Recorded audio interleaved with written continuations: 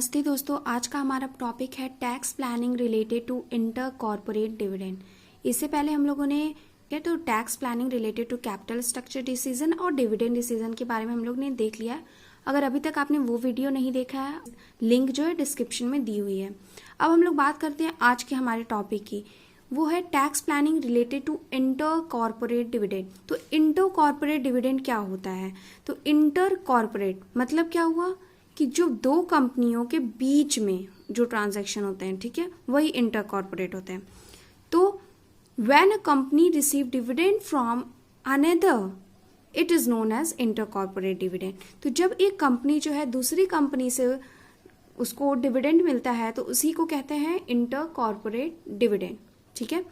तो inter corporate dividend क्या होता है? जब कंपनी ए है, उसने डिविडेंड दिया कंपनी बी को, तो that dividend is known as inter corporate dividend.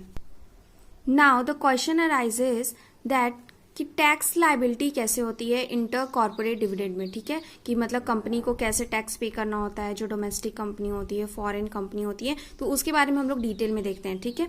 तो अगर कोई डोमेस्टिक कंपनी जो है वो अनदर डोमेस्टिक कंपनी को डिविडेंड देती है, तो उस केस में जो डोमेस्टिक कंपनी डिविडेंड देती है वो लायबल होती है टैक्स पेने के अंडर सेक्शन 1150, ठीक है।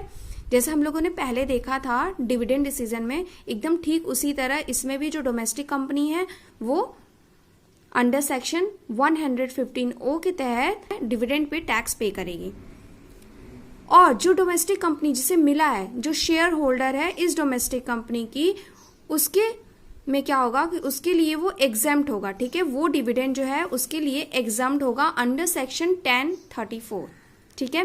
तो अगर कोई डोमेस्टिक कंपनी दूसरी डोमेस्टिक कंपनी को डिविडेंड देती है, उस केस में जो कंपनी डिविडेंड देती है वो लायबल होती है टैक्स पे करने के लिए, ठीक है, और जिसे मिलता है उसके अंडर में एग्जेम्प्टेड होता है, ठीक है।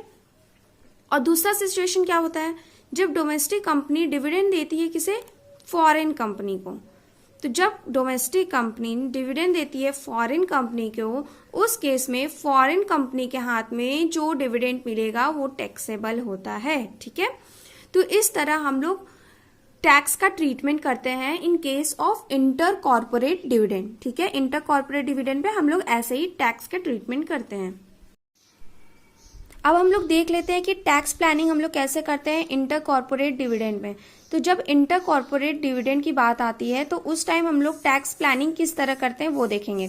तो जब भी कंपनी जो है, जब हम लोग जानते हैं कि बोनस शेयर जब इशू करती है इक्विटी शेयर होल्डर को, तो उसको हम लोग डीम्ड डिविडेंड नहीं मानते हैं, ठीक है, और उस पे जो कंपनी है वो लायबल नहीं होती है टैक्स पे करने के लिए, ठीक है। अगर कंपनी जो है बोनस शेयर इशू करती है इक्विटी शेयर होल्डर को, तो उस केस में कंपनी की कोई भी लायबिलिटी नहीं बनती है टैक्स पे करने के लिए, ठीक है। तो अब जो कंपनी है वो कैसे टैक्स प्लान करेगी?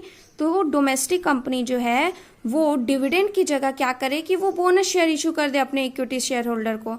इस तरह से वो अपनी टैक्स लायबिलिटी को रिड्यूस कर सकती है, ठीक है। तो कैश डिविडेंड देने से अच्छा है, इक्विटी शेयर होल्डर को कैश डिविडेंड देने से अच्छा है कि वो बोनस शेयर इशू कर दे। इससे क्या होगा कि कंपनी की जो टैक्स लायबिलिटी है वो रिड्यूस हो जाएगी, ठीक है। तो when company issue bonus share to its equity share holder, it is not a deemed dividend and company is not liable to pay tax, ठीक है, on such deemed dividend. So a domestic company may issue bonus share to its equity shareholder instead of dividend in cash to reduce tax liability, ठीक है।